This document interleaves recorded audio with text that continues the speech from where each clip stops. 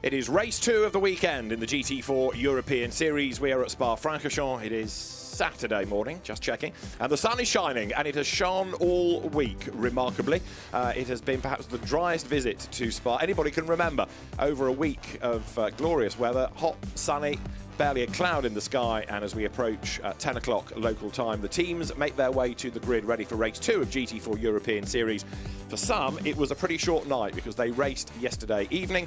It was a really good race, although we did have a little bit of damage that the teams needed to sort out, and ultimately the race won on the road yesterday by Antoine Leclerc and Loïc Villiger, who also, of course, therefore came out of the Pro-Am contest on top, so a Pro-Am outright winner, and Loïc Villiger's second stint to fend off the charge of Romain Monti was very impressive indeed. Well, today, separate grid based on separate qualifying times. Carl's making their way to the grid. David Addison and Ben Constantura's trackside. Yes, Ben, a short night for some teams, but if today's race is like yesterday's, this promises to be a really good one.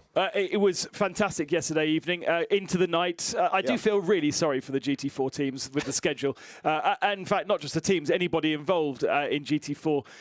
You know, Stewart's decisions late into the evening last night to make sure that we are good to go this morning. We have had track action already. This isn't the first track action of the day here at Spa, but it is another stunning day. There isn't a cloud in the sky, would you believe? I keep checking I am at Spa because it is the most unlikely Spa weather. The grid is going to base itself on the times of Q2, where Pierre Sonsinena and Simon Terman are on pole position, with yesterday's winners Antoine Leclerc and Loïc Villiger third on the grid. Antoine Leclerc is on the grid himself with Gemma Scott. Antoine, all smiles this morning, and quite rightly so, after your result yesterday, a fantastic win, and now starting from second row on the grid for race 2. Yeah, that was nice yesterday for all the team. We all together do an incredible job from the beginning of the season, so that's well deserved for the team. We won the Pro-Am race 2 in Misano, and we won yesterday in the Pro-Am class and in general overall, so that's really nice, yes. And for Loïc as well, it's a lovely story for you two, because you've coached Loïc through into GT4 this year, his first season, and proving that you've chosen a fantastic co-driver. Yes, he did an incredible job yesterday. He was really solid with the pressure behind, so that's nice to share this Alpine with Loïc this season, yes. Well, have a great race today. Thank you very much, Antoine. Thank you.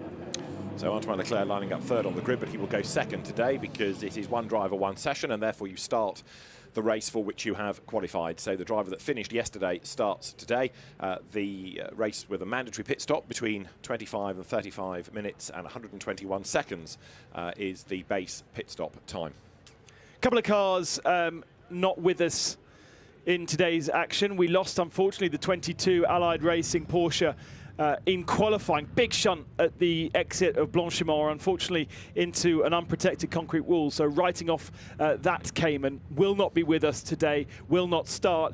We did have a non-starter in the first race, in number 4, Drago Racing Mercedes. That, I think, or hopefully, has been repaired because it hasn't been pulled out of the session. So it is on our grid. And actually, if we look out the window, we might be able to see him as well.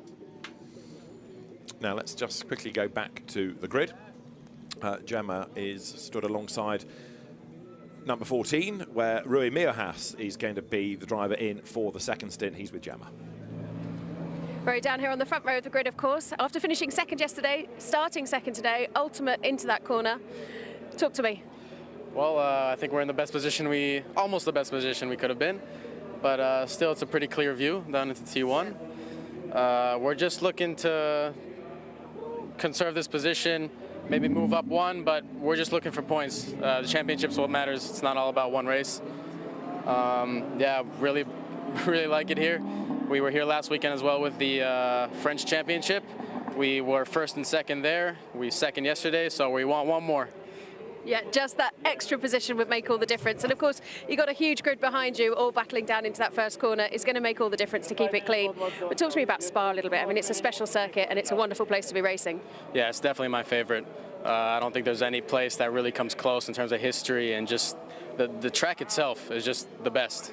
Rouge and Radeon are definitely my favorite corners. The challenge they present is, especially with these cars, is something I really appreciate. Fantastic. Well, have a great race, and thank you very much. Thank you. Roy Meerhouse, the Israeli driver, and his co-driver Owen Bastar in the car. He will go first, and he's a rapid driver there, number 36, the car that won yesterday's race then. And Loic Villiger, well, we were running out of superlatives, really, because he surprised us. We half anticipated, maybe more than half anticipated, that the charging Romain Monti would, having caught him, just breeze on by. But not only could he not get by, ultimately he dropped back. I mean, if you look at the very basic classifications, Romain Monti, a silver driver, Loic Villiger, an AM driver, theory suggests that silver passes AM pretty easily, but Loic was incredibly solid. He didn't over-defend and really compromise his pace. He was quite strong with his defence, but that defence lasted 18 minutes because we first clocked him 18 minutes to go for the race, that it was going to be a battle, and the passing never happened. Romain Monti didn't need to pass him, so maybe that was a reason why it didn't happen, but the pressure was strong for most of that 18 minutes. Let's go back to the grid. Lucky Banyeth with Gemma. Luca, yesterday's race was busy, let's say. There was a lot of action yesterday, and certainly when you got out the car in the pits, you looked a little bit stressed, I think, or wound up. Are you hoping for a bit of a cleaner race today? Yeah, yesterday I'm starting a little bit because this track was a little bit worst of ever of all the championship. We still managed to P4 because I thought it did a really good job and we did a really good pit stop. I had a lot of stress, you mean? Yeah, I have. But well, we managed to P4 and I think today we will fight for the P1. I think sure Enzo we will do a really good job and still P1, extend leading and winning more. It's going to come down to keeping it clean and, of course, pit stop strategy. Yes, we will do a really good, I think we will do a really good pit stop strategy and then let's see in the race and we can do. There's 4 different makes in the top 5 here. Who do you really think has got the edge? Well, it's difficult because all the people is really fast here. We are the first Mercedes and we need to stay here on the top to manage to P1. Have a great race. Thank you, Luca. You too. Lucky Banyeth, then partnered this year by Enzo Juliet, and they have been a very good combination, haven't they? Mopped up at Misano, for example. Now that is the BMW that Gabriele Piana starts, the Hofer Racing by Bonk Motorsport entry. Gabriele Piana, very, very quick driver, and should be one to watch. He starts 6th on the grid. In fact, Will Burns alongside him, another very quick BMW driver. So those two BMWs starting on that 3rd row, a pair of M4s, should make progress over the first few laps of the race. So we're into the last 3 minutes before the formation lap gets underway.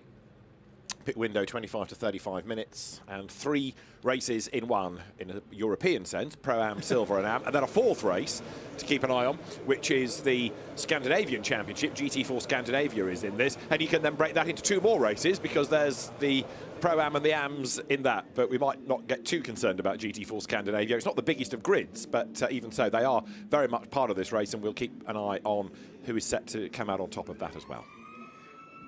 Watch out for the 87 car at the back of the field. Jean-Luc Boblique with an electrical issue in qualifying, so starting at the very back. The 66 car that nearly won yesterday, also starting right at the tail end of the field after not being able to qualify due to damage in Q1. We also had a few other cars not able to set a lap time, including the number 80 Aston Martin, the AGS Events machine, really struggling with a problem in qualifying. Its sister car, the number 7, that didn't get a good lap time, and actually neither of them finished race 1 either, did get a lap time in Q2, so will start in the middle of the pack, at least. Jean-Luc Boblique is going to be interesting because we know he's not as quick as Jim Pla, but he's got to be quick in this, starting last. He can't afford to lose much time. He's got to be somehow wriggling his way up through the AMs. It's a Pro-Am car, but he is the AM of the Pro-Am partnership. And I think you could say he's probably able to be faster than most second half of that field, so he can easily make progress. True, but ahead of him he's got Ruben Del Sart. He's also got Romain Monti, who should be making progress. So follow them through if you can. Yeah, Romain Monti, as the green flag is waved, just to make the point, didn't get into the car in Q2 because it was being repaired or dragged back after being crashed in Q1. So it was a really bizarre up and down sort of a day for them yesterday. The cars then make their way towards La Source. This is the formation lap for the rolling start, at the end of which they don't stop on the grid, of course. We go straight straight into the race itself. And Simon Thurman is the man that's going to start on pole position in the Autosport GP Alpine. Owen Bastard is alongside him ahead of yesterday's winners, Loic Villager and Antoine Leclerc. Loic Villager starts, Enzo Juliet is alongside him with the all-BMW third row, Will Burns and Gabriele Piana coming next. Fabian Michel's Audi starts 7th, and the Pro Sport Aston of Hugo Sassa is 8th on the grid ahead of Ivan Jacoma and Akhil Rabindra, who rounds out the top 10. 11th is Robert Consani, and Laurent Hergon is 12th ahead of then Robert Haub and Greg Feisel. It is Max Kronberg's repaired car after a mechanical problem yesterday, 15th from Timon Nabours. Then Moritz Viskirchen and Kenny Heremans are ahead of Per Andersson and Jason Tahincioglu. Olivier Hart starts 21st alongside Eric Behrens, who won GT4 Scandinavia yesterday. Is starting next, Clement Sorand and Navarro alongside him. Tim Whale, 25th, with Konstantin Lachenau next, Michael Blanchemont and the AM winners of yesterday, Sologotsev with the Cayman next ahead of Weintraub and Conde. Then from GT4 Scandinavia, the 16th row of Toyota and McLaren, you've got Julien Lambert starting 33rd, and as the grid scrolls through, Eric Debar way back on the 19th row in number 81, the car that Simon Gachet will take over, and he will be very quick indeed in that. Look further back and you will find the cars first up of Mauricio Ricci starting on the 21st row of the grid, but right towards the back there is going to be this hard charging Romain Monti Toyota, because number 66 starts on the 26th row of the grid and will be making progress. Ruben Del Sart is due to be the driver in this race to start number 80, Aston Martin, and Jean-Luc Beaubeli we've touched on, and they are all drivers to keep an eye to, those three right at the very back that should be hustling their way up through the traffic. So the cars now turn down through Podium.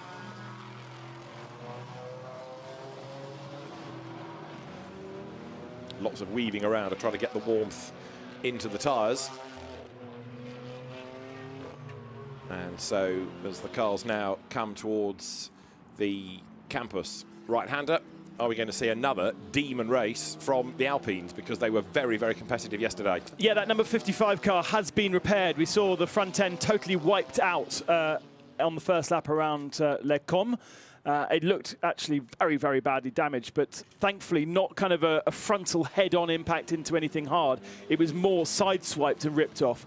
And so that car is on the grid, coming through the shot just now. It's got a grey nose today rather than the blue that it should do, but at least it is there and fully repaired, and hopefully will show what Alpine can do, because on the grid they look good. But by the end of the race, we'd lost a few. And so it was only the white 36 car that was able to really demonstrate what they could do. There is that grey nose on what should be a blue car. It kind of adds to it in a sense, doesn't it? So the Alpine of Laurent Hergon, certainly one to watch. You were saying yesterday he does lots of development work on Alpines and engines, so he knows the cars inside out. And his co-driver in number 55, Jean-Baptiste Mella, the man that won the Alpine One Make European Championship last year. So, and we see that on occasions at Fantech GT events. One quick thing to note also, Romain Monti will take an extra 10-second penalty in this race for fitting new tyres to the car, right. Because obviously they needed the new tyres because the three others that had been crashed were unusable, but he does take a penalty for taking extra tyres out of the allocation. So that will hit in the pits, and a safety car would certainly help, wouldn't it, to bunch things up for him and Antoine Pottier at some stage. And don't rule it out, Spa now with these gravel traps around the circuit, catching out the unwary. We go racing, race 2 of the weekend in GT4 European Series. The hour of action gets underway as the cars accelerate now down to La Source for the first time, and it is going to be Simon Thurman that leads. Owen Bastard on the outside, Loic Villager gets up the inside, drama in the background, there's contact, I'm afraid. Toyota involved, lots of people involved, and off has gone yesterday's GT4 Scandinavia winning McLaren. This is going to be a safety car. There are cars all over the place. They're in the gravel, they're in the wall. There's been a massive concertina effect. The Caymans coming down the hill have lost wheels. So we're going to go safety car, and this is going to take a while. Look, the wheel heading down the road. We're going to go safety car, and this is going to take a while. Safety car procedure, safety car. I was surprised to see that wheel not have contact with somebody. They did a really good job as it was trying to cross the track, but unfortunately, at least I count 4 cars, including the second Allied Racing, which is Weisskirchen aboard that car. That is the one parked up on the exit right at the top of the hill. That's Ivan Jacoma's Cayman as well, isn't it? There. So that car, I think, was the one that lost a wheel. There is the car of Max Kronberg, I think I'm right in saying, that was leading yesterday and then had a mechanical problem and retired. Tim Wales, Greystone GT McLaren we've lost as well. And then another 3 at the top of the hill. I think in the middle of all of that was the, or certainly getting turned around, was the McLaren that won GT4 Scandinavia yesterday. So you had that at the top of the hill. Now there, having bailed into the pit lane with a big dent in the door, is the Olivier Hart Mercedes. I think he's going to be able to rejoin. He hasn't actually entered the pits correctly, though, because he would have come halfway down through the pits, hasn't he? Correct. So that's going to be an interesting one to look at. And the crippled Cayman is trying to limp off the circuit. There's the Allied Cayman that's coming as well. Yeah. And look at that car park. Oh, it's been a horrible weekend for the 69, because we saw Amon go around in race 1 at this corner, always right at the sharp end of the field in their category, and I'm afraid teammate has done the same thing. Michel Blanchimont starting that car, and straight head on by the looks of things into the gravel trap. Usually would have been able to get away with that back in the old days. But I don't think he's even made any contact with the car. He's literally just tried to avoid others. Oh, and the number 10 championship leader in the gravel trap as well. That's Gus Bauer's, Konstantin Lachenauer's car. So one that, again, you would have expected to be making progress. Konstantin Lachenauer at the wheel of it, but that is out of the race. And that's a big, big drama for them as far as the championship is concerned. There's a lot of gravel being put onto the track. So there's the Alfab McLaren that won GT4 Scandinavia yesterday. So that's Eric Berrens out of the race. Safety car will be coming through the pit lane. And the safety car, as you just heard, will come through the pit lane because there's so much to sort out on the track. Then the cars will be brought through the pit lane as part of the racetrack. So the bright green highlighter pen Mercedes is also a Scandinavian entry, which is Anderson. Yeah. Just in case you're not quite sure the colours of that car. God, do we count 8 machines that are missing? 3 Porsches. There's a Toyota as well missing. Surand, which we haven't identified. Yeah, that was the one that did the contact. I said on the inside there was a Toyota involved. I think that got into people. That was the car that Etienne Shelley was driving yesterday and fell off the road with. That must be down the bottom of the hill. Yeah, potentially so. Right, so there's the clear up of 3 in the gravel. Lachenauer's driven away, but whether he's going to be allowed to rejoin the race, discuss. Safety car brings them through the pit lane, so the race is still active, it's still live, but the cars are being brought through because it's just not right to have them as a long crocodile going around La Source, where you've got all the clearing up still being done. So quite rightly, very sensibly, the car's brought down through the pit lane and the race continues, albeit we're going to have it with a pretty lengthy safety car period here with so many cars to clear out of the way. The gravel traps, when people avoid them, work well in as much as they focus the track limits issue. But when people go off like that, when it's such a crowded start, and a hairpin as your first corner is always a pinch point, that's the negative side. I mean, if you look at races gone by here at Spa, a classic situation where one car gets turned around, the others then decide to take avoiding action by going off track. And previously that was just tarmac, and it was very easy to do so. I think there's probably 3 or 4 cars in that gravel trap that haven't made contact with anybody. They simply have been trying to avoid contact and have got stuck doing so. That is a frustration. And of all the gravel traps around the circuit, that one for me is the one that makes the least sense, because the gravel traps are there for the bikes to stop the riders from making contact with the walls. Absolutely makes sense, and so many places that's possible. But a gravel trap on the exit of that corner, can't see how a bike would end up there. And it doesn't really do much for any retardation of people stopping them hitting the wall. Really, there's the Toyota. It's managed to make itself up to the top of the hill. So before it then realised that there was either bits missing or something damaged.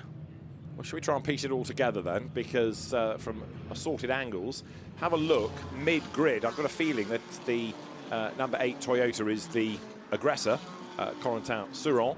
So that's the high shot, looking down from the top of the terrace. So down towards La Source, it is the Alpine of Simon Thurman that takes the lead. But then have a look on the inside. Are there 2 separate incidents going on? We don't see. We'll have a look from another angle as they come down towards the corner. It was the dive to the inside. So look, the Caymans of Jacoma and Kronberg, they're ahead of Clement Suran, or are they? Let's see. Yep, they turn through. There's the Toyota on the inside. That gets into the Allied Porsche. Mercedes hits McLaren, and yeah, Blanchemont's just got nowhere to go. Lachenau has to go into the gravel in avoidance and then get stuck. So you're right, there are people off the road. But then, coming down the hill, have a look up against the wall. Where does the contact come? Jacoma got a tag, and he got fired into an Audi and goes around. And that's where Kronberg was off the road on the outside. The wheel parting company is a slightly odd one, but I think there we had cars coming down the hill, tripping over themselves, and Ivan Jacoma's Porsche looked like it got a tag from behind. That turned it into the traffic. Do we see it from this angle? Look at the white Porsche. Oh, it's a squeeze, isn't it? And the grey Audi in the, the Alpine in the middle was Hergon's car, and it was the concertina effect that spat the Porsche sideways. Right. We could watch that all day and still been otherwise. There's so much was going on. Well, the 55 Laurent Hergon car, lucky to get away with that, because really he got spat very far left, and had that been last year's track, he would have been in the wall. So considering the damage that that car had in race 1, it is still running. The 55 car is, where is it on our timing screens? Down in 25th, so lost a fair chunk of time. The Audi that did a whole 360 was the 27 car of Faisal. He doesn't share that car with anybody. He's running himself throughout the whole of that race. No way that that car is not damaged a little bit from a punt in the side door and a full 360. The tyres aren't going to be very happy. I think that Audi should be okay, because by the looks of things, there might have been a slight elbow going into the gravel trap, but ultimately it was just Blanchemont basically avoiding the crash around him. Lachenau did a great job of flooring the throttle and trying to get through the gravel trap, and then he found a car in front of him that he needs to brake for. And as soon as he braked, that was then the sinking feeling into the gravel. Well, he is in the pits, Lachenau. He's driven it back, but he's not gone out again. And Michel Blanchemont is driving, as you saw, but they're both going to lose a lap, possibly 2 in the case of Lachenau. So down they come into the chicane and then into the pit lane. Let's have another look at it. So, as I say, you've got the 2 incidents. You've got the one at the top, which was rather triggered by the Corentin-Surin, and then you've got the second one coming down the hill where the Caymans all tripped over the Alpines. So this is the high shot going down towards the first corner. And actually, look how much space Corentin-Surin has. Yeah. It's because he's got so much space that he then just flies into the corner, brakes too late, and, okay, has a little bit of a squeeze into the corner, but he's missed his braking point by a mile there. Yeah, he did get a tag, you're right. I think an Alpine came across on him, but Corentin-Surin certainly made a demon dive up the inside line. And well, I'm not sure it was demon. You reckon? I think it was ill-advised. Oh, okay. Well, you're right, there's a gap, and he brakes, but there, a Mercedes comes across, and that's the contact, and then he gets into 44, which was the one that got turned around. So that was Moritz Wiskirchen, and then mayhem breaks out from that incident, taking evasive action. But then look at the white Porsche Cayman. It gets tagged by the Alpine, gets into 27 Audi, and turns around the Santalot car of Greg Faisal, and more mayhem breaks out in avoidance. And I think there was the lightest touch with the yellow Cayman, because you can see the radiator's gone. Absolutely. But I don't actually see him make contact or very hard contact with anyone. Top of the shot there. Crash is happening in front of him. Cars are spinning. And I think he just tags the back of the Audi very lightly, but it's just enough in those Caymans just to dislodge the radiator. Very unlucky. Yeah, the radiator in the Porsches right at the very front, and it's the liquid that's been put down that's now being soaked up. So that's all the coolant that's come out of the Cayman of Max Kronberg. That was the car yesterday, was leading the race, wasn't it? And then stopped. Dreadful weekend, yeah. And again, I mean, that was just very, very bad fortune on his part, because cars spun into his path. So the drivers in this first stint, sad to say, are going to get very, very few racing laps, are they? As the liquid and oil, I think, as well has been put down there, plus all the gravel that's got to be swept out of the way. This could be the race for safety car driver to score points, I would have thought. As far as the drivers from the back of the grid are concerned, they've kept out of trouble, they'll have gained places, so that's a tick. But the cross is that they've got now far fewer racing laps to make more progress. The other big story of that, if you're following the GT4 Scandinavian Championship, is the top 2 at the start of the race, both out of the race. Because the accident happened at the sharp edge of the field, we've lost the McLaren and the Mercedes. Those are the 2 that were parked up in the gravel trap, and they will play no further action. So they were the big points. Well, McLaren was the winner, Is that a car spinning under the safety car? But it's certainly not going in the right direction under the safety car, I'll give you that. And it's another from Scandinavia, isn't it? Marius Soli Paulsen. Now, it gets go. It's got a puncture as well, hasn't it? Oh, rear yes. tire's gone down. Oh, well, that's an excuse there. That's good. Because otherwise, spinning under the safety car is not good at all. OK, well, he was in 33rd place, but maybe has run over some gravel, and that's what's caused the car to spin. There it is. Round he goes. So that's heading for the pit lane. That's one less Scandinavian car. And we'd already lost 2. Yeah, so it leaves us with 5. Yeah. Henrik Holman is the man who was second and making progress on our leader yesterday in the second half of the race. Definitely the fastest of the Scandinavians in his Toyota Gazoo Racing Sweden machine. Now very clear at the head of the field and in 15th place generally. But remember, they don't score points for the European class. They don't even interrupt the European class. So they're a race of their own. He's in 15th. His nearest competitor, 22nd, his teammate. So the incident zone is gradually being cleared. We've got the flatbeds there. We've got the liquid being treated with the, what he calls it, speedy dry. And so, I was struggling with that word yesterday. Speedy dry. Couldn't remember what it was called. Through the pit lane, they will come once more. This is the end of lap 3. And Simon Thurman still leads the way from Erwin Bastard, Loic Villiger in 3rd. 4th is Enzo Juliet, Gabriele Piana 5th, Will Burns 6th. So there's not very much anybody can do now other than just make sure that they avoid gravel, unlike the Mercedes we saw a moment ago, because there's no chance of going racing until the circuit is clear. So they've just got to avoid gravel, check the dials, think about the pit stops. And this, as I say, is 3 laps now in the book.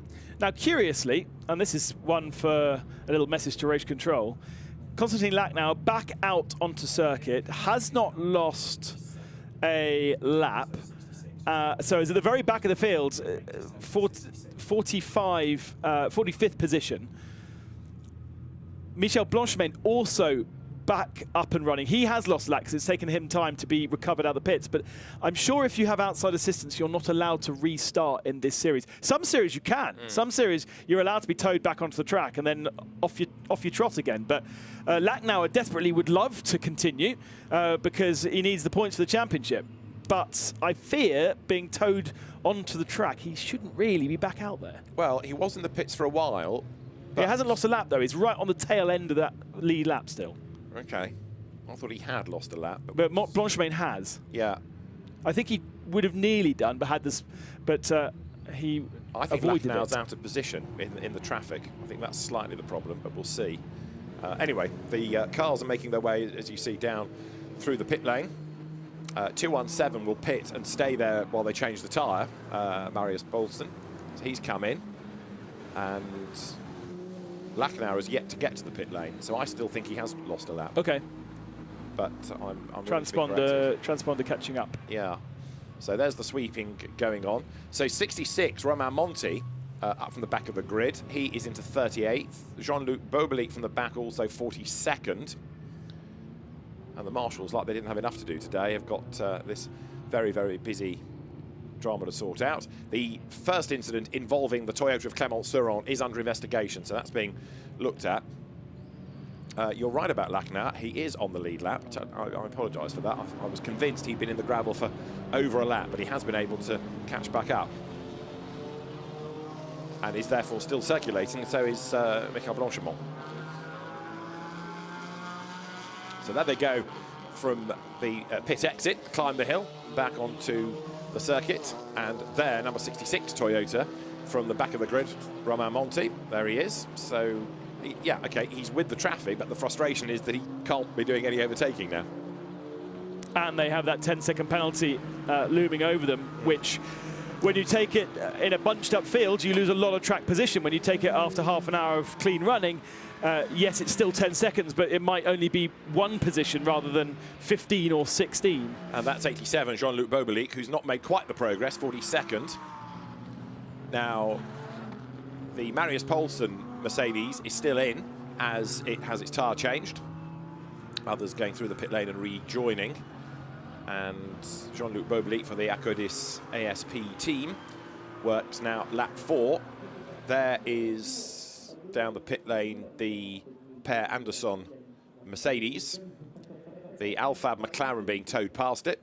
So most of GT4 Scandinavia is in the pits at the moment. And the man with his gravel blower, looked like a little spaceman, walked out. Like a Lego spaceman, that, with his leaf blower, now converted to a gravel blaster. And they need the proper sweeper, don't they? They need the tractor on that, otherwise it's going to take forever. Well, the marshals can't sweep gravel because they're busy putting down Speedy Dry. So it's the perfect storm, this, for the officials, isn't it? So many cars, so much gravel. And, yeah, you do feel the frustration of all involved, especially the drivers who are missing out on proper racing time here.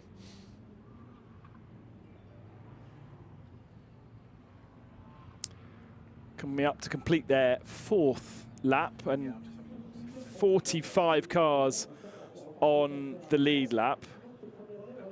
Is that the 217 going back to the paddock area? So. That's a shame. Ah, tractor. Heavy duty equipment. Right, that'll blast some of the gravel away. Need one of those, you know, the NASCAR style leaf blowers that are huge turbines attached to the back of Toyota Hiluxes. Yet more investment for Spa required. See some of the stragglers playing catch up in the background there, blasting onto the tail of the queue, heading down towards the chicane. Now, are we going to have the pit window delayed is a question, because that has happened in the past. Yeah. But the hope would be that we can at least be live before the window, which is about 7 minutes away. So marshals are going back to post look, so I think the Speedy Dry has done its work, and we could be here forever clearing all that gravel out of the way. Tiny little stones as they are. That's Konstantin Lachnauer trying to play catch up then. So coming here as the championship leaders, not a great weekend with a relatively disappointing result yesterday, and obviously being in strife in the gravel at the start of this, and he's yet to catch the queue. That's the other problem. Yeah, I'm quite surprised by that, because on the last lap he was 16 seconds back from his nearest competitor. I would have thought you'd be able to catch that up quite easily, but he's still very much on his own. Again, this is why I thought he'd lost a lap. I think it was a very long pit stop to begin with when he did get back to the pits, because they were trying to clear gravel out and check the carbs. So that's the Etienne Shelley Corentin Suron Toyota that rather triggered the first incident at the hairpin itself. That car now is, as you can see, being towed back to the paddock, or brought back to the paddock. The epic view of the new grandstand here in the shadows. But it's quite a feat of engineering, both to look at and also to sit in, and a stunning view of Eau Rouge and Raidillon if you are coming across the weekend, or indeed to any other events. There is the new look. Safety car will be in this lap. Oh. So safety car in this time, and as the GT4 homologated tractor tries to blast the remaining stones out of the way. He's got a little blower at the front of it, as well as a sweeper. But there you can understand, look at that, with cars having come through the gravel and limped around the circuit, why people are getting punctures up at Les Cons. We'll go racing this time, that's the good news. So we'll get a few racing laps in before the pit window. Safety cars breed safety cars, however, so let's hope that we can at least get a few racing laps in without too much more strife, because we've been denied a proper battle for even a full lap yet. Yeah, and there are cars at the back of the field that we highlighted at the start of the race that really need some racing laps to get moving before we get the second drivers in. These are, of course, the on the whole, the pro drivers first. No, the AMS in AMS most cases. first. Yeah, yes. I got that wrong yesterday as well, didn't I? So in it's theory, a change for this year to match what happens in the French Championship, of which many of these teams come. So rather than doing it the alternate way and the teams getting confused and then being in trouble with the officials, it's been switched so that you can marry this up with the French regulations. that's my excuse, obviously. being part French. Part French, yes. A massive fan of FFSA. Right, we're going to go racing. You're right, it's the lower derogated drivers to start, although when it's a silver, there's not that much to choose between. And Simon Thurman, driving number 110 Alpine, takes on Owen Bastard. And in third place, Loic Villiger, one of the stars, if not the star, of yesterday's 1 hour race then. So after over 20 minutes of safety car activity, we should be back racing this time. Final bit of weaving to just put a bit more warmth in those Pirelli tyres before they turn up through the left-hander of Blanchimont. Simon Thurman will try to control the restart to get away from Bastard, who in turn has got Villiger behind him. And then a good fight's already brewing for fourth. Gabriele Piana is on his toes to get up past Enzo Juliet down to the chicane. You can't go racing until you cross the line. You can't overtake until you get to the safety car line, which they come up to now. Green lights go back on. The green flags fly. We go racing. 39 minutes of GT4 European Series Race 2 still to go. Down towards La Source they come, and as they swing into the hairpin, it is Simon Thurman that this time around has been able to lead Owen Bastard without too much difficulty. And so far, so good. No contact through the hairpin. What a great start from Simon Thurman. He established that gap at Blanchimont and was able to keep it because he was absolutely flat out at that point. We've got Piana on the grass, so he's been forced there by the Mercedes, and now under pressure from Will Burns behind. Tyres and brakes not quite up to temperature as they climb their way through Eau Rouge and Raidillon. Hope that they've got the grip that they need. Hope that they can keep the momentum down this long Kemmel straight. Will Burns has got Sasse behind. And have a look for the race lead, because Thurman is under real attack from Owen Bastard. They're dropping Villiger in the Alpine. Still fourth is Juliet from Piana from Burns. And then, as you say, Hugo Sass next up. And as the gravel is flicked from the ground into the air, the cars come up through Les Combes. This is lap 6 as we head towards the pit window. And there are the race leaders getting away now from Villiger in third place. As you say, the Silvers might not necessarily want to jump on the pit lane opening as soon as possible, but those that have faster drivers waiting in pit lane may well look to try and get an early pit stop.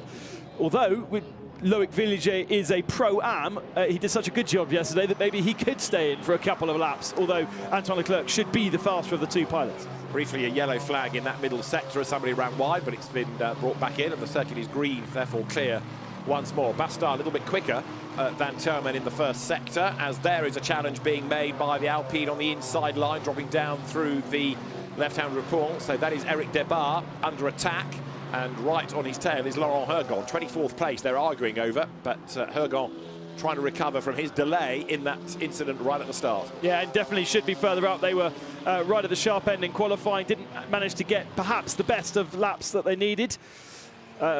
But yes, with that delay down in 25th position, and even Eric Debar, the 81 car, should be further up the field as well. So two quick cars there in the mid-pack. Yeah, but Debar yesterday we did see fall away, didn't he? He was given the race lead by Simon Gachet, and problems now. Number 6 limps round. That is Moritz Gysi. So he's had a drama, and therefore slowly heads down towards the pit lane potentially, as the cars now break the beam at the end of a proper racing lap. And it's the Alpine ahead of the Audi, Thurman ahead of Bastard as they come through. Still third is Loic Villiger, fourth is Enzo Juliet in the background ahead of Piana, then Burns, the two BMWs there or thereabouts. But Erwin Bastard has now done the fastest lap of the race and is therefore coming back at Simon Thurman. And there, a big dive on the inside line. Through goes Timon Nabours to get himself up past Robert Consani, and the window will be open at the end of this lap. That's for 10th position, and that's the third of our Aston Martins. Aston Martin in this first part of the race looking a little better, with Rabindra in 9th and Sasser in 7th position. We really didn't see anything of them in race 1, and they have been the car to have, certainly in the first half of our season, in Imola with a double victory and in Paul Ricard. Challenge for the lead. Change of lead. Round the outside goes Bastard. Good move. So again, getting a bit of a tow coming up the hill, and with the extra momentum goes through then. Owen Bastard in the yellow Audi takes over the lead from Simon Thurman. Loic Villiger still there in third place, leading his class very happily from Fabien Marchal, who is 8th overall. The car's now dropped down towards Bruxelles, so the Audi going nicely, second on the grid, into the lead of the race. Piana, though, has just done the absolute best in the first sector, so don't discount yet that number 2 BMW in 5th place. But of course, now the real interest is going to be the relative pace of the second drivers. Absolutely, and they are can be quite different, especially when we get the Pro-Am mixes. We've got Fabien Michel in 8th position. That's a Pro-Am car. The 36 is a Pro-Am car as well in 3rd spot. Putting the pros in, they actually could be faster than a Silver. True.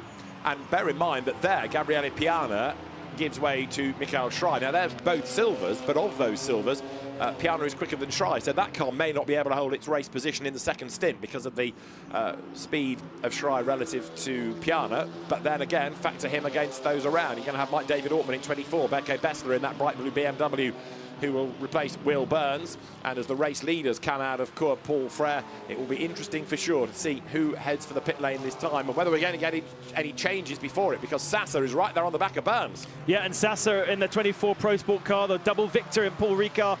So they've got decent points to their name. Didn't score anything in the opening round in Imola, and therefore are all slightly on the back foot in terms of the championship, despite taking full points in the second round, with Mazzano being the third and this being the fourth. 2 more rounds after this in Hockenheim, a new track for SRO, and then we finish our season as we usually do in Barcelona. Now the race leaders go by, and none of that leading line where you've got the faster driver going first coming into the pit lane. But now we do have Fabien Michel and Robert Consony in the 2 Audis. So Greg Gilvert will take over one of those cars. Benjamin Lariche will take over the second from Consony. And putting Greg Gilvert in sooner rather than later could be a good move. What a frustration, though, especially when you've got a Pro-Am and it's the Am that effectively pays for the ride, and they've got 2 racing laps out of half an hour. Absolutely nothing we could have done about that, but real frustration. And it's not been their weekend all round, because they didn't even get mileage in free practice. That was rather abandoned after somebody took down a whole load of barriers on the out lap of all things. So it was just knocked on the head eventually. Now look, Villiger is coming back, isn't he, at Terman, having lost the race lead. Terman is falling into the clutches of Villiger, who has done the fastest lap of the race. So maybe knowing he's coming towards the end of his stint and he wants to get the most out of it, Loic Villiger catching Terman and actually taking with him Enzo Juliet, not that far behind in the NM Racing Team Mercedes. Very, very impressive weekend from Loic Villiger. So good yesterday to take that overall victory, and now being able to, rather than worry about what's going on behind, really focus on what's going on ahead and attack. Indeed so, as the door opens on Mercedes number 4, and that means the driver change takes place between Robert Haug and Gabriele Ilkova. That car didn't start yesterday, did it? But it's on the grid today, which is good to see. So they get 1 race, albeit a interrupted one, out of the weekend, as there Owen Bastard in the first sector, another 2/10 quicker. The BMW of Gabriele Piana consistently quicker than anything else in sector 1, but not as good through the twiddly bits. It's got all the grunt up the hill, but there you can see Will Burns staying with him, and so also is Hugo Sasa. 5th, 6th, 7th they ran. That ultra-smart car of Gabriele Piana to give way to Michael Schrei on the pit stops. And the window only open for 10 minutes, so you've got to time it right, haven't you? I suspect that BMW is exactly the same BMW that they campaigned in GT Germany last year and won the championship in. It's the same team, Hoffer Racing by Bonk, and therefore probably exactly the same car. I think you're right, because I mean GT4 regs are GT4 regs, aren't they? There's GT4 that runs in the DTM Trophy, but in the ADAC GT4 Championship, pure GT4 cars. And coming up now to the end of a lap, top 3, top 4, top 5, top 6 all stay out. 7th goes for the pit lane, Hugo Sasa, which might be a good move in a sense, because he's getting out of the traffic there. Yeah, absolutely. I mean, there was a lot of traffic on the track, but they've been bunched together for so long that actually, once you've come out of the pits, what we did see yesterday, that it seemed to be about a lap, didn't it? They came out in front of the leading group again. So with more cars pitting, those leaders might experience more traffic, and although we had a bit more of a field spread yesterday than we do right now, you don't want to be sitting in traffic and losing seconds of lap time. Very true. So, as the pitters rejoin and the leaders then find themselves in other traffic, because with the pit stop being 2 minutes, there is Owen Bastard in the Meyer-Haas Audi with lots of traffic up the road that he's going to have to negotiate. That might trigger his pit stop this time, rather than catching them and then having to work a way through. Make your pit stop and then you'll do a reset. Second place though, the fight's on between the Alpines, the silver class car of Simon Terman versus the Pro-Am entry of Loic Villiger, and Villiger, having won outright yesterday, wants to give Antoine Leclerc a chance of another victory today. I think they need to do what we've seen from the Pro Sport Aston there. Villiger is definitely the faster of the cars in this battle pack, and he needs to clear some traffic, doesn't he? He needs to get out of there, and the only way to do so is to hand over to his faster teammate, and potentially therefore jump at least one car in the pits, but has the potential really of jumping both. Does indeed, doesn't he, as they come out of Pouhon. There are the back markers up the road, as yes, Owen Bastard in fact not really closing on them for that to be a worry. And now as they swing their way into the right and left of the pith path, back onto the power and the run into Campus. I reckon that gap's come down between the leaders on this lap. It was 7/10 at the start of it, but to the eye, the two Alpines look closer. As Villiers catches Terman, it sort of spurs Terman on, doesn't it? He ups his pace to try and get away from him, and that brings him closer to the Audi in the lead. Feels like really the top 6 are all together, and they are catching traffic. Will Burns at the back of this first queue. Whether they're going to get interrupted by the traffic, I'm not so sure. It looks like they're running pretty good pace, those cars, just ahead of our leaders. Bastard is going to catch the first of them coming into the chicane and might be delayed slightly. Looks to the inside. Oh, not convinced he wants to try. Oh, and look how much he's lost just by that insecurity. Dives to the pit lane. 1, 2, 3, 4 cars from the lead into the pits. Not quite sure why he was trying to get past, because he would need to have been on that tight line anyway to come into the pit lane. But anyway, he didn't want to be delayed if he could avoid it. So Bastard does pit, so also now does Terman, Villiers, Juliet, Burns, and it's Piana who stays out and therefore inherits the race lead. Look how close it is between those cars. They weren't that close when they were on the track, but they really are absolutely together now. Yeah, those who break latest from the pit line. Now, so pit stop 2 minutes and 1 second from pit in to pit out. If you didn't go quicker than that yesterday, then you've got a 1 second window to do it today, your joker. But anything below 2 minutes is definitely a penalty, and we've seen that across a multitude of races where it's just been too finely judged. And in fact, I can see one car already that will be getting itself a penalty, the 51 machine down in 36th position. Yes, 1 minute 59.6, Philip Vavra at the wheel. Right, there is then Owen Bastard, of course, with the car straddling 2 pit lanes. For some, it's quite a long, long drive through before you get to your team. In others, you get the stop down, then it's the long drive out. So swiftly out jumps Bastard and throws his seat away into the car. Gets Rui Meohas, but they know they've got a good chance of an outright win here, so they want to make sure this pit stop is absolutely perfect. And that is the Aston Martin now with Mike David Ortmann aboard, which we saw take victory in Paul Ricard. We saw him in the lead queue with Hugo Sasser aboard, and with all of that was going on with that lead queue, could this Aston Martin jump? I'm not quite sure they'll be able to jump to the lead, because we saw the lollipop raise for our Audi race leader, and so they will be heading down to the end of the pit lane. They already are in the endurance pit, so not very far to get themselves back up to full racing speed. There he goes, ahead of the Mercedes, ahead of the BMW. Now, that's been a slow pit stop, therefore, for Code Racing Developments. The white Alpine still stationary at the top of shot and losing, what, 3 car positions? Something like that. We'll check in a second as they come up the hill, but yeah, it's certainly dropped back. And now as they go over the pit exit line, the speed increases. Here comes the Aston Martin down the hill. Gabriele Piana still leading on the road, but of course this car now, Mike David Ortmann, is up to a proper pace. He should be able to jump 1 or 2 as they come out, but it is Terman then ahead of Meohas, ahead of Ibanez, and that's 3 that will stay ahead of Mike David Ortmann. It might be 4 because you've got also there the BMW in the hands of Berke Bessler.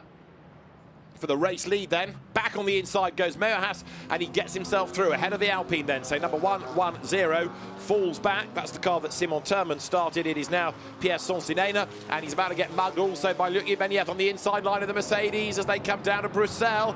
This should go the Mercedes way because it's got the tighter line, the shorter line. He's up the curve. Here comes the Aston behind them. Look, into shot now. The Alpine gets forced out wide, so Mike David Ortmann is up into 4th, and he might benefit yet more before the end of the lap. And remember that Aston Martin with a couple of laps into the tyres, so that it will be in better working condition. The driver will be dialed in and therefore will be able to perhaps just be a little bit better on his opening lap whilst everybody else gets themselves up to speed. But a really decisive move from Roy Meerhouse, not only to clear the traffic that he found himself in, but now to give himself a little bit of a lead gap. Ortmann attacks Sonsinena. We've got another couple of cars that were a bit short on the pit stop by 10ths of a second. One missed out by 2/10, the Jagisch-Gedit BMW, and another one is Pierre Sonsinena's Alpine. We reckon he's slightly under. There's a yellow flag in sector 1. Sonsinena is under attack, and he's going to be under investigation, I fear, for a short pit stop as well. But look at Mike David Ortmann on his tail. So this is for 3rd place then. Gabriele Piana has just given up the notional race lead by coming into the pit lane. The window is now closed then, so everybody should either be in, making the pit stop, or have made it. And Pierre Sonsinena is under attack as the cars go to Blanchimont. That is Gabriele Piana giving way to Michael Schrei, and this is Rui Meerhouse getting away. Antoine Leclerc, a pit stop of a 2:14.9. Now, there might be an explanation for that, but otherwise that is a very slow pit stop, and that is the reason why not only is he not at the back of this queue, but off the back of this queue, and looking at the back of shot, where is he, in fact? There's even more cars ahead of Antoine Leclerc. He's certainly not third on the race like he was pre-pit stop. Down the inside goes the Aston Martin. Alpine tries to fight back around the outside. No possibility there. So another position lost for the 110, sorry. And I fear a penalty coming their way too. A drive-through penalty here is brutal because the pit lane is just so long. Absolutely right. So it takes so long to drive through. I think 74 seconds is the delta for a drive-through. And here, look, the Pièce Sénène Alpine is under more attack. Now, Michael Schrei has come out ahead, hasn't he, of Rui Meerhaas, but not for long, because right round the outside goes the Audi, but goes offline. Schrei tries to fight back, off the road and back on again is Meerhaas, but Michael Schrei just hasn't got himself up to speed yet, has he? Yeah, absolutely. Great work from that Bonk-Hoffa team to get to jump, what, 3-4 positions by just leaving Gabriel Piana out for one extra lap, and clearly had the track position and then clarity. We've got a slow Mercedes being caught here by the leaders. Gets himself out the way. Pulls off the road, I think, doesn't he, as they go downhill. So the other one to watch out of all of this is Ibanez there in the light flashing Mercedes, and actually Schrei, as he now gets up to a proper pace, is coming back at the leader, isn't he? So having lost the lead, he is now, as he gets a bit more confident in the car, right there on the back of the leader. That gap of 3 cars getting closer and closer once more. There's absolutely no sign of Antoine Leclerc. He must be down in something like 12th position after that pit stop. 15th, yes. It's gone desperately wrong, hasn't it, for some reason? Now look at this for second. To the inside line, dives Ibanez, but Michael Schrei just able to cut across and hang on to the place. 22.5 minutes of the race to go. This is proper GT4 racing now. Again, we had all that drama at the start with incidents in the safety car, but when they go racing, and they're nose to tail for second, third and fourth, with Schrei just ahead here of Ibanez, and then Ortmann right in the mix as well. Oddly, Sonsinena is the one that's dropped right back, isn't it? He's normally a quick driver, but that little Alpine has been passed also by the BMW in the hands of Berger Besler, and down they come for second spot into the chicane. Now, Michael Schrei is doing a pretty decent job of defending. One big group for the lead and another group for second, well, not for second, it'd be about for 7th or 8th position of 4 cars, with Benjamin Lariche at the head of that particular battle. It is for 7th position. Kenton Cook and Greg Gilbert, Tom Canning in that little battle as well. All very capable of being with this front lead battle as well, if they can get their heads down, not fight too much.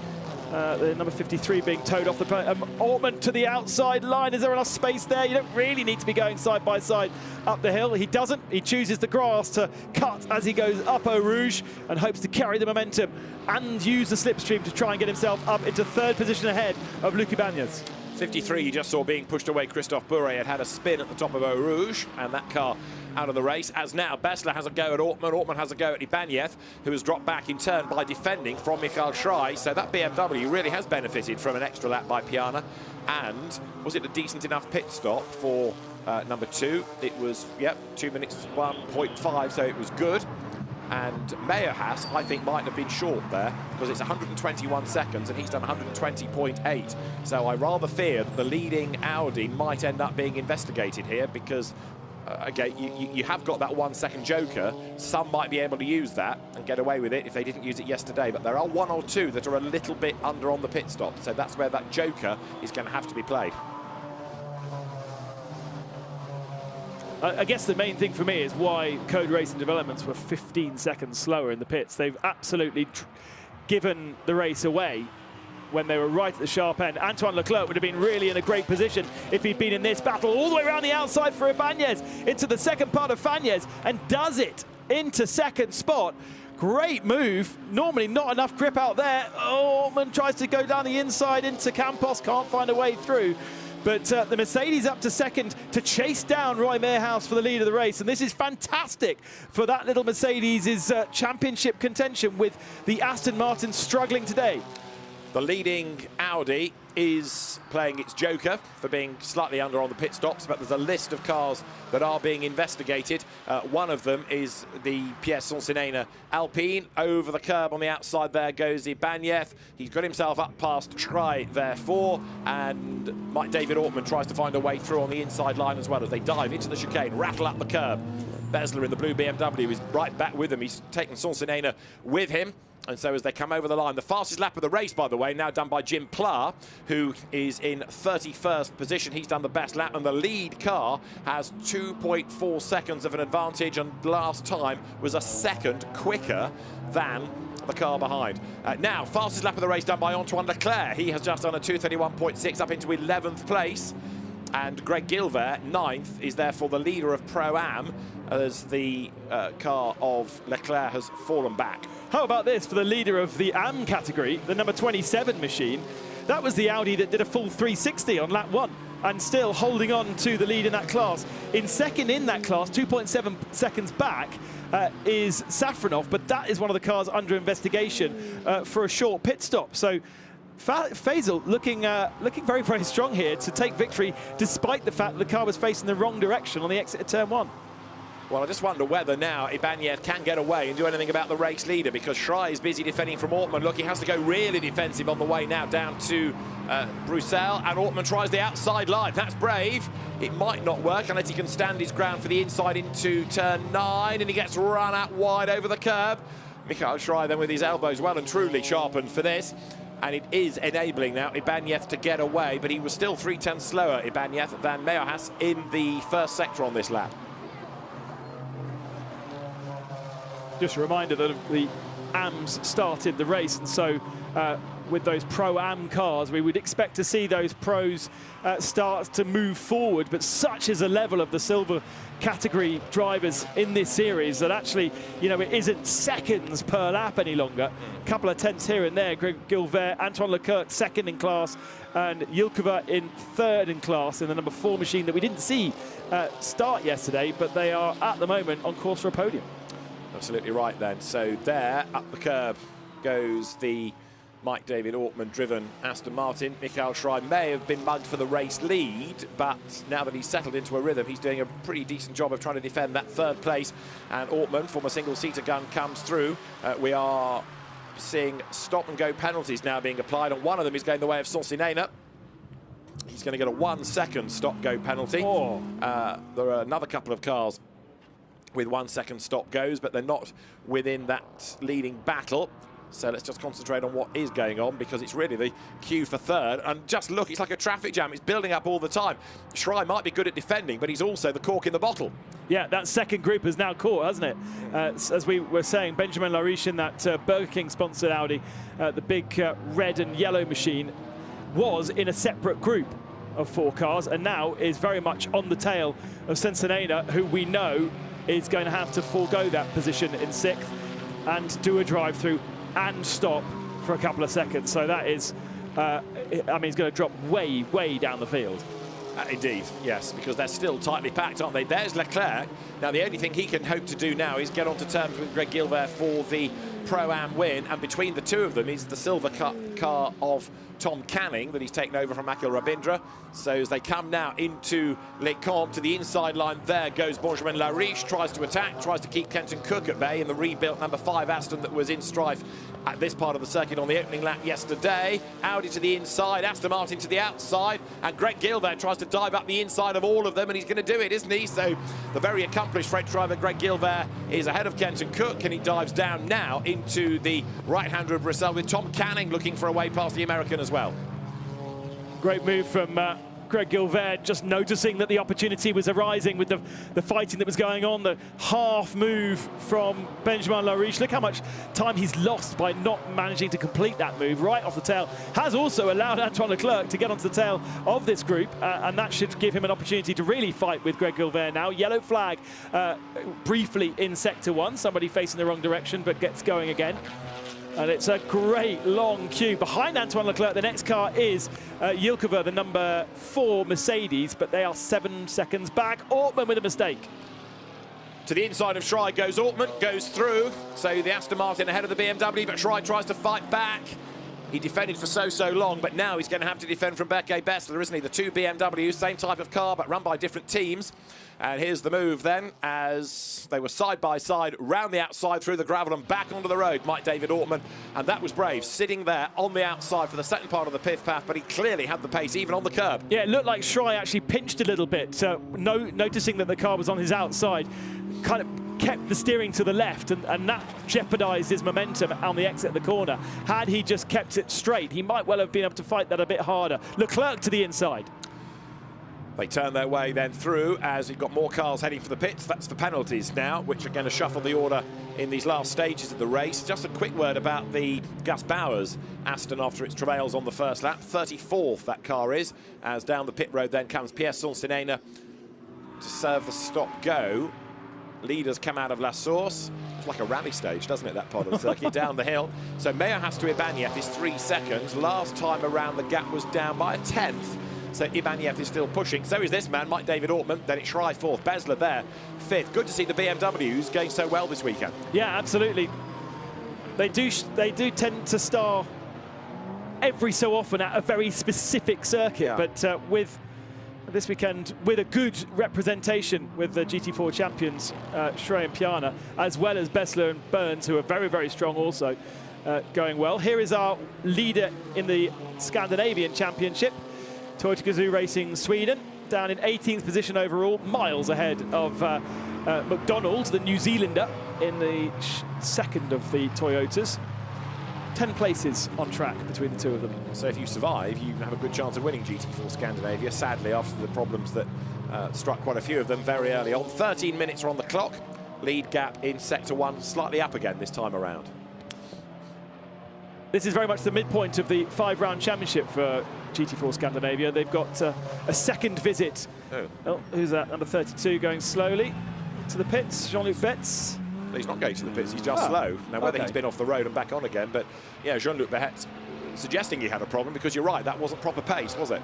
He's a long way back in 38th place, but actually gained on the last lap. He's about to lose places again. Right, leaders go through. And as you've got the Borusan Automotive BMW trying to gain ground. There, Leclerc tries to send it up the inside of number 5 of Kenton Cook. Can't do it. So every time he gets anywhere near Greg Gilbert, there's another silver car between the two of them. So he still can't clear the traffic to go after the category leader. Yeah, you need to be a bit more decisive than that. He was lucky not to have his nose chopped off there.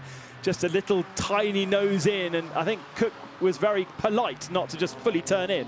The bright blue BMW there, Berke Bessler, 10-second time penalty at the end of the race for speeding in the pit lane. So after all the efforts on track, it's another pit infringement. It's interesting, isn't it, that the teams are still letting themselves down on things like that, whether it's the teams controlling pit stop, whether it's the drivers in the car controlling the speed, but there are just these little rough edges in some cases. I do find it amazing that in every single race we have 4 or 5 cars that go under the pit lane time. Be half a second over. All right, half a second can matter quite a lot in terms of track action, but we shouldn't have that many penalties every single race. Here's Jean-Luc Betts. Yeah. So that's why he wasn't at a proper pace, because he was recovering from an enormous Code Brown moment coming out of Blanchimont, and slithers his way all over the grass. Heart rate comes something like normal, and off he goes. I think he'll have cramp in his left leg from holding the brake so hard, because as soon as that car started to tank slap, he just jammed the brake on. All 4 wheels were locked, but now he'll be rattling his fillings out for the rest of the race, because there'll be lots of those tyres will not be circular any longer. I agree with that. And yet, despite all of that, he actually gained a place over the course of the lap. So he actually lost amazing. 10 seconds only. That's it. Right, that's the leader of the AMS, Greg Faisal. Don't forget he was involved in that incident at the first corner. So 18th overall, well clear of Wilfried Casalbon, but lucky to be in the race, really. As there, the Pro-Am leader, which is Greg Gilbert, has got himself onto the back of Benjamin Lariche now as they come through the right-hander of Bruxelles. But look how much closer Antoine Leclerc is. So by not being able to clear Benjamin Lariche quickly for Greg Gilbert, that's allowed Tom Canning to get back onto the tail of him, and also, Kenton Cook to get on the back of him, and Antoine Leclerc is there too. So it ebbs and flows for that category lead. Does indeed, as they come then now out of Pouhon. 10 minutes on the clock. Now, what about Ortmann catching Ibanez? No, he's not. And more Porsche-related problems. A spin for Gustav Bard. and he's out of harm's way. That's heading into Blanchimont, isn't it? Which is an odd place to be off the racetrack. Also an odd place to be going backwards that direction. Yeah. He was heading totally the wrong direction from how he'd spun. I can't see how he'd have had momentum. Antoine Leclerc down the inside of Koch this time, got it the move done into Campus. That was where he had a nibble last time, but this time he's done it properly. And now he's got a clear run, hasn't he, at Greg Gill there for the Pro-Am lead. So that's a significant move from Antoine Leclerc. But it's a yellow flag zone, first of all, with the rotated Porsche still on the inside of the racetrack there. Everyone comes flashing past. Let's hope that can get going from there, because otherwise a yellow flag might end up being an interruption to the last few minutes of the race. It's a very safe place to be, in but 10 yes, seconds. full course yellow. Well done, David.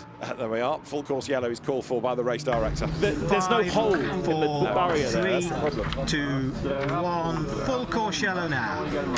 So hopefully it won't be long and we can get the race back underway as one or two respond quicker. Oh, he's not going to get going, is he? So Gustav Bard looking at the back of the car, and it's a breakage, isn't it? The suspension fails. Look at the rear wheel. It's tried to turn the car. No wonder he ended up going this direction, because the rears were turning the car. I think he might have kissed the grass also on the left-hand side on that little kink, which is turn 16 but doesn't really have a name. Well, car's out of the race, driver is out of car, and it's certainly going to need a recovery vehicle to move that, so let's hope that it can be quickly brought across the circuit. But otherwise, the longer the full course yellow period goes on, the more likely we are to need a safety car to get tyres up to temperature again. And there it was going on the circuit. For Bessler, this is a disaster, because he's got that 10-second penalty hanging over him at the end of the race. If we have to go safety car, that concertina's up the field, and that 10-second penalty doesn't become just 1 or 2 positions, it means he'll drop huge amounts. I mean, Simon Gachet, for instance, in 11th, 18 seconds behind Tom Canning. That 10-second penalty for Bessler would have slotted him in quite nicely between those two. That gap disappears. He will drop from 4th down to 34th. Indeed. So, well, we are going to go safety car look, because the car is on the track. So we haven't yet gone safety car procedure because its lights aren't on, but it's there ready, and it has got the race leader. That gives Ibanez a chance. It gives Ortmann a chance, because they're going to bunch up. So they'll benefit, just as you're absolutely right in saying that Bessler will drop back. Now, over the line, he was ahead of Schrei, but he's given the place back. So one thing a solution I think needs to be found is when you have a time penalty that's applied to an end of a race and you have the race finishing under a safety car period, I feel as though there should be some kind of mathematical way to make that penalty less severe if you finish under safety car or if you finish not at full racing speed. It's very hard to do, and of course I'm talking out loud here and not actually thinking at all with my brain. But when there are other series, for instance, where you have to take a time penalty, and if you take it under safety car, it doubles that time penalty becomes double, because the cars are going half the speed around the circuit, meaning the penalty is the same. Here, Bessler should have lost 5-6 positions from that 10-second penalty. He's going to lose 30 positions just because of somebody else's issue and the fact that the safety car has bunched itself up. Could you argue that that's an irrelevance, because if the car hadn't sped in the pit lane, he wouldn't have the penalty anyway, Absolutely. so they pushed on themselves? Yes, absolutely. Yeah. But you're right. I mean, I take your point. There are two sides to a coin, aren't there? But yes, it will drop him a lot of places, that is for sure. There's the lead Toyota trundling around in GT Scandinavia. Well, finally, some good fortune for Toyota out of the weekend, with Antoine Potty having got himself up into 18th from the back of the grid, but it's going to be a Toyota victory then in the and remarkably, race. They had a 10-second penalty, remember, to take in that pit stop. They did so. Their pit stop was still faster than Code Racing Developments. Really good effort to be up in 18th position for Antoine Potty, and if we do have a chance to go back to racing green flag, a chance to nab a few more spots. That was the AM leader going through, Greg Face, a little bit. The first win of the year for Toyota Gazoo Racing Sweden of Hans Holmlund and Emil Skaras. So they've had a couple of second places, but haven't had a win. So that'll be a maiden victory, which is very, very heartening for them, as the cars there turn down through the Bruxelles right-hander. So there is 278 being retrieved. We're down to only 5 minutes of the race to go, though, here. GT4 introduced into Scandinavia back in 2019. And then, of course, the following year, COVID hit, so it was hardly the ideal time to introduce new regulations to the region, but it is building, which is really good to see. Pro-Am and Am, the two classes. Right, so the suspension gives way for some reason and pitches into that spin.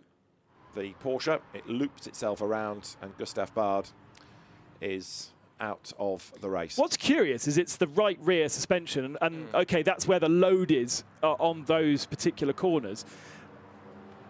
So, but it hasn't broken because it's hit something there. It's broken because the load has been transferred onto it. And I think it's broken even on the exit of Paul Frere, because he's actually then touched that grass on the left-hand side at 16. Just wonder, don't you, though, with so many incidents having gone on in the course of the race, whether there was contact that's weakened something. And then, as you say, the load is put on it lap after lap after lap. It doesn't necessarily mean it was an incident on that one lap. It could have been, you know, a build-up of problems as the component weakened.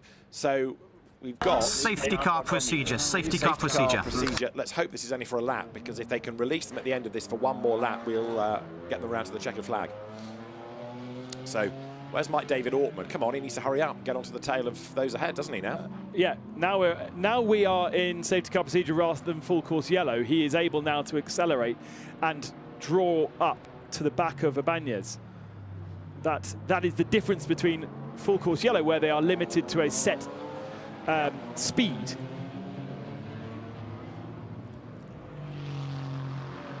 So downhill they go. Absolutely amazing, by the way, the amount of fans coming in this morning. Completely forgot after the few years of COVID that there is such a thing as a traffic queue getting into the circuit. Yes. Great to see. Amazing. Absolute huge queues of people getting their tickets to come in today. The grandstands around the circuit filling up massively. They're already made a beeline for the big one at the top of Eau Rouge, and they're very happy to be up there. But with the weather set fair as well, you don't have to worry too much about what you're going to bring. Are you going to bring your rain jacket or your umbrella? You could just come out, grab some frites and sit in a grandstand and watch a full day of motorsport action even before the 24 hours begins. Absolutely. The campsites are full, the concerts are back, the firework display is planned, the fan village has been busy, hotel owners are happy, beer sales are up. Safety car in this lap. And we will, as you hear, go racing this time. So yeah, that festival atmosphere is back, which is all part and parcel of the Spa 24 Hours. And it's not only that, of course, later on there is a GT race to focus on track, but there is also going to be yet another esports race, isn't there? Yes, yeah, there is. Yeah, we've got the very best esports races in the world here to compete on site this evening at 9 o'clock. And actually, if you are watching from on track here, I know some people do have get YouTube up on their phones. You can go and qualify and see if you want to take on some of the best in the world. Good luck if you do. But come to the paddock, and the Fanatec Arena in the very centre of the lower paddock here at Spa. We're going to get one racing lap. Just. Yes.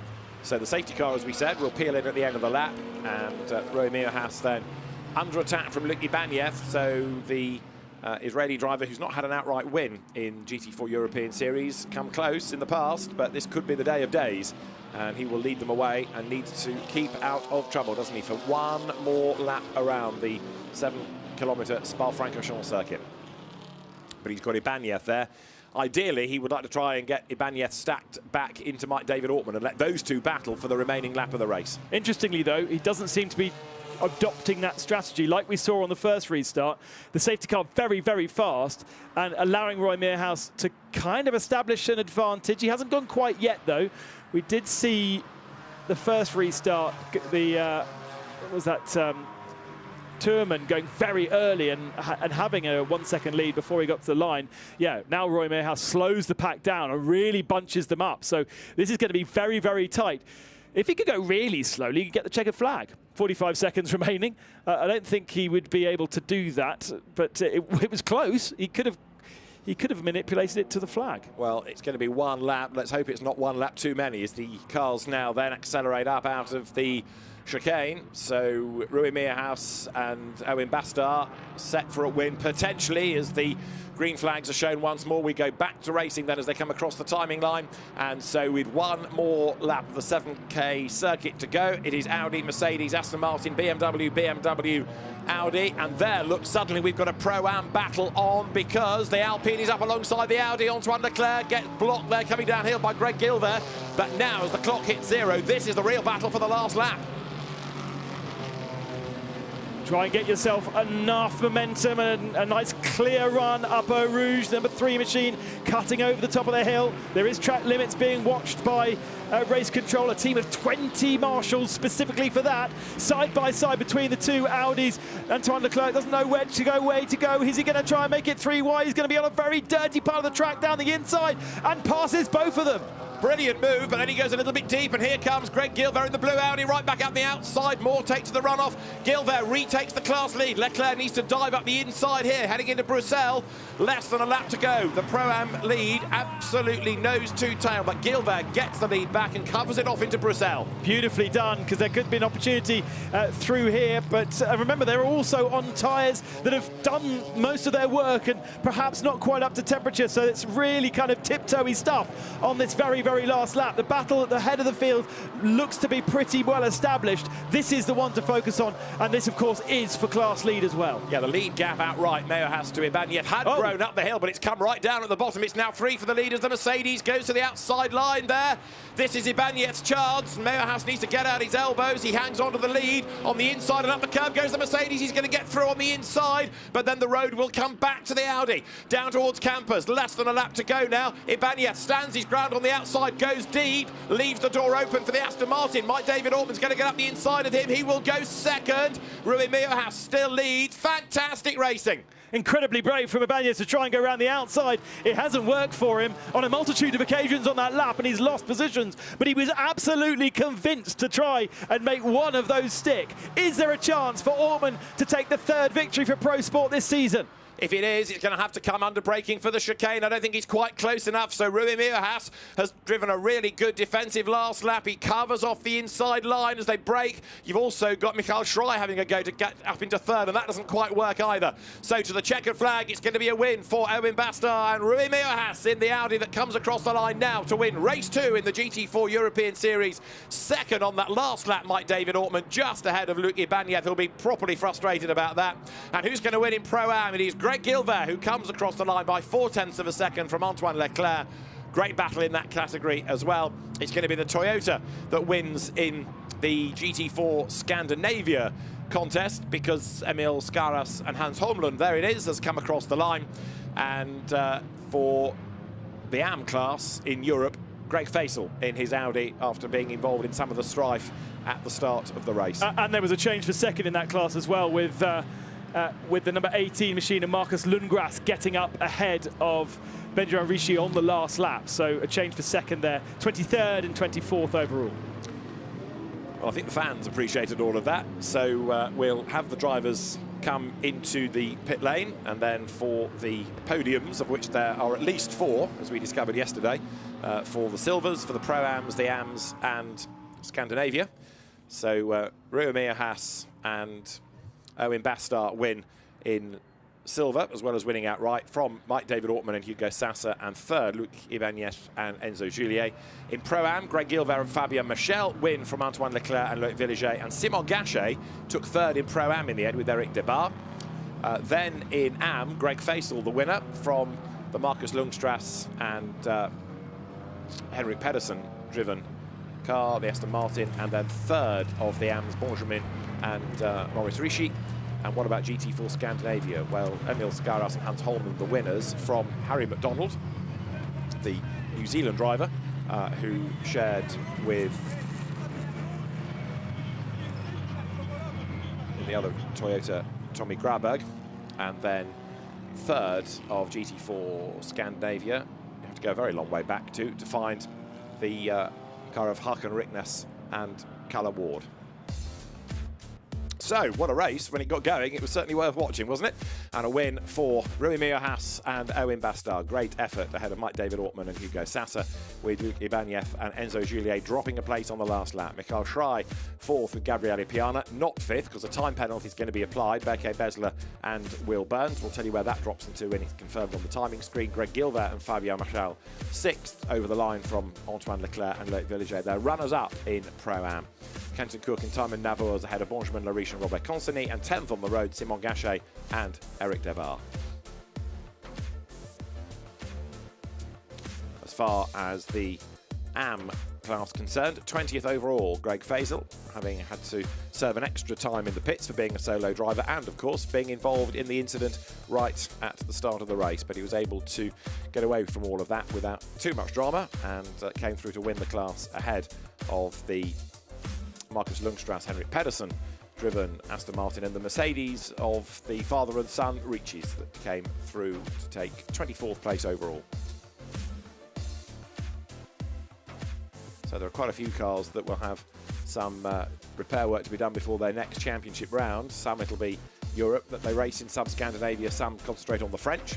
And the GT4 Scandinavia element of the race, a really good 17th overall, Emil Skaras and Hans Holmlund, which is good to see the Toyota going so well. But out of a very big entry this weekend, only 44 cars made it to the end of race 2, and not all of those were immaculate. Yeah, interesting. We lost to 55 Alpine.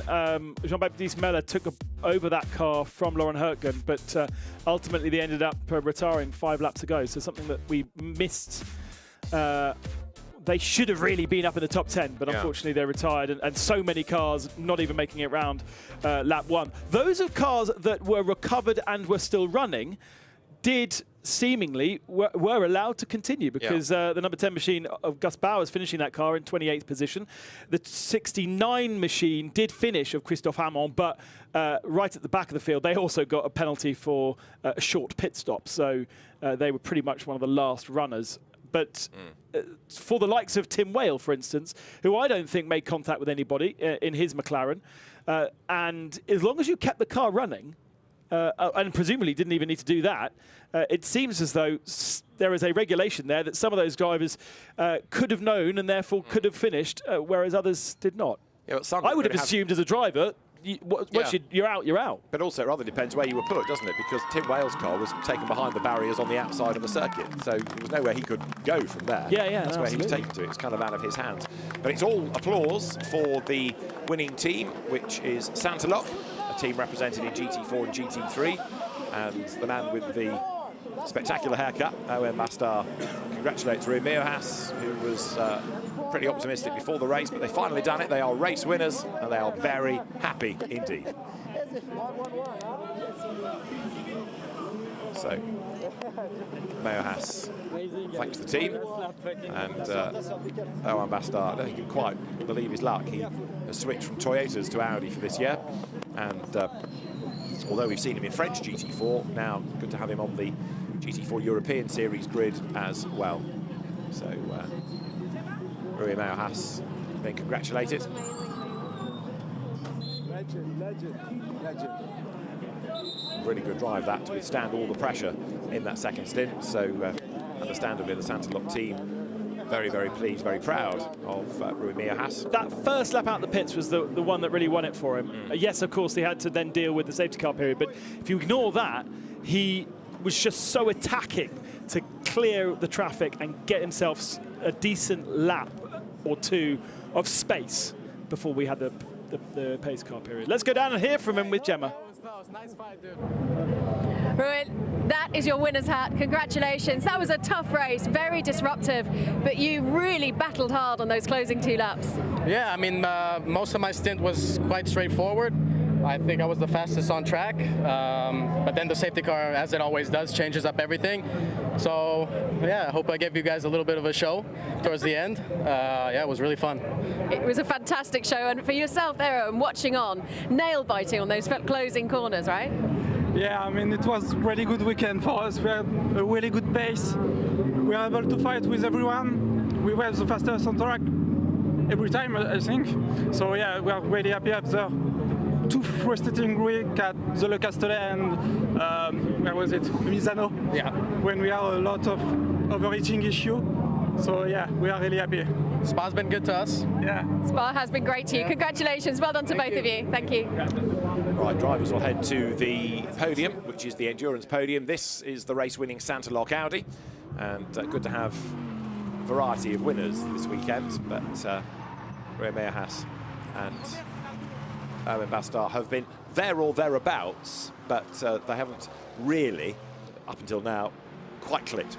Unbelievable. Fourth weekend of the championship and the first time we've got two different winners out of two races. Great to see, and different models of car, with Aston Martin's taking victory in the first 4 races of the season, Mercedes taking the 2 victories, that Mercedes in fact, and that was just such a great battle, wasn't it? An effort from Enzo Juli. But a really good effort of defence from Mejerhass there to hang on to that lead. Right, there's the podium being made ready. So the series officials prepare for all of the drivers. While we await their arrival, let's look at the highlights of that race. Well, you know what happened at the start if you've been with us for the hour, because there was so much to try and dissect from that. And it rather started as Corentin-Surin made a dive on the inside, got a little bit of contact from an Alpine, ploughed into others, and the whole effect of that was to trigger all sorts of mayhem. Here it is, you'll see cars spinning into view, and that meant that others ended up in the gravel in avoidance, and then there was a separate accident coming down the hill which took a wheel off the Ivan Jacoba Porsche, and it did the radiator on the car of Max Kronberg. Others ended up in the gravel. This from another angle. Look, you'll see the white Porsche get spat into Audi's, the Greg Faisal car, which ultimately went on to win its class, amazingly enough. Konstantin Lachnau, championship leader, stuck in the gravel, and we had a rather aggressive Enzo Juli squeezing Gabriele Piana to the grass in his efforts to hang on to a place. They got away with that, just about, as the cars then accelerated uphill through Radion. Good battles lower down the order as well, but a bit of hip and shoulder did for number 37 Porsche that had won the AMP category yesterday. Juliet ran wide coming out of Speaker's Corner in his efforts to keep at bay Gabriele Piana, but then eventually when the pit window opened, so they all came pouring into the pit lane itself, and that was the opportunity for Bastard to give way to his co-driver Rui Mejerhass. We had Christophe Bourret spinning at the top of Radion and just being avoided by everybody as Michael Schrei lost out against Luc Ibanez. The Mercedes charged around the outside line to gain a position coming into pit baff. So it was a brave effort by Juliet, but ultimately when he tried the same move to get the lead, he lost the place. Mejerhass on his outlap getting ahead of Schrei, and then this was the very brave effort by Ortmann to go around the outside of the BMW. That was then the inside down towards Campus and 3 went. Another full course yellow into safety car triggered when we lost here, 278. The Porsche with suspension failure pitching into a big spin, the Cayman, and then on the last lap, round the outside, tried to go Ibanez. He just got his nose in front, but then he was on the outside line and lost the place to Ortmann. So Rui Mejerhass and Owen Bastard win GT4 European Series Race 2 this weekend here at Spa-Francorchamps, and they win in style. So with the drivers then ready on the podium, in a moment they will be called forward.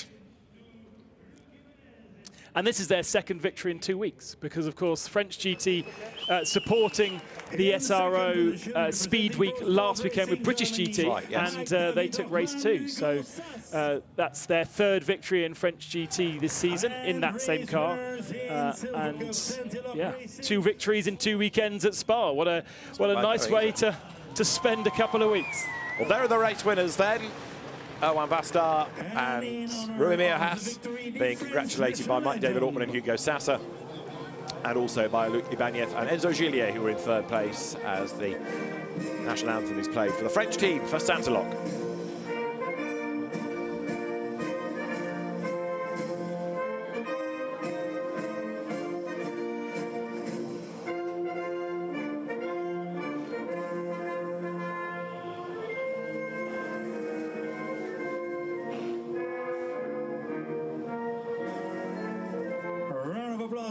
So congratulations then to our race winners, to Rui Mejerhass and to Owen Bastard, winners here of the second GT4 European Series race of the weekend. They will shortly be presented with trophies, in the background, the soundtrack is the cars on circuit for the next race. It's a very, very busy day at Spa-Francorchamps for Formula Regionale, but there the trophies go from Peter Cloran from Pirelli to the victorious drivers, and that is the top 3 overall, and of course from Silver. Where's mine, says Owen Bastard. So they've got 1. Now they've got 2. One for the team as well, though. Yes. They were on the podium yesterday as well, weren't they, for the Silver Cup? They were, yeah. So it's been a very, very successful weekend, hasn't it, for the Santilok drivers. Second yesterday, going 1 better today. And very, very good as well to see different cars splitting the wins, different teams splitting the wins across the 2 races. Now the champagne can spray. Yesterday evening, they weren't able to really spray it because they needed to preserve their overalls for today's action. But those overalls can be put away for the next couple of weeks. Next round of our championship in September at Hockenheim. That will be an interesting one. And with the German championship, I'm sure we'll encourage some German entries as well to Hockenheim before finishing the year in Barcelona. 4 rounds left. The championship's hotting up because the champions and the leaders of the championship coming into this weekend really nowhere. So the RACB officials trying to organise a one-way system here to get the drivers on at one side and off at the other, which therefore speeds up the whole process of getting the next drivers, the next 6, onto the podium, which is for Pro-Am. Here the bottles chinking as they're put into place. Pro-Am won in the end by Greg Gilbert and Fabien Machel once more. But whereas they used to be the dominant drivers in Pro-Am, rather less so now. Yes, they can still win, but there's a lot more competition that they have to face. So Greg Gilbert and Fabien Machel having actually their first victory of the season. They've been there or thereabouts, but oh no, I'll tell you a lie. They did score. No, they didn't. They were second in class, but 3rd overall at Imola. So yeah, it is their first class win of the year. First up though, the Ricci's. There you've got Eric Debar and Simon Gachet. Second place, Antoine Leclerc and Loic Villiger. Winners outright, winners of Pro-Am yesterday, but today a Pro-Am win for Greg Gilbert and Fabien Machel.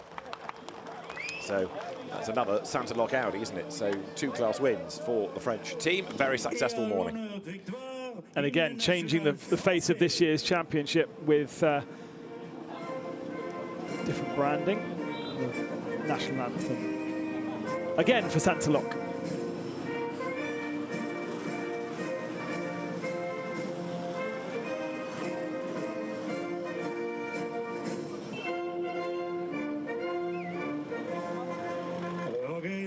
So well done to Fabien Machel and Greg Gilbert, who are the winners of Pro-Am in our second GT4 European Series race. And the next stop will be Hockenheim in early September. We will see you there. But for now, from Ben Constanduros and David Anderson, it's goodbye from Spa.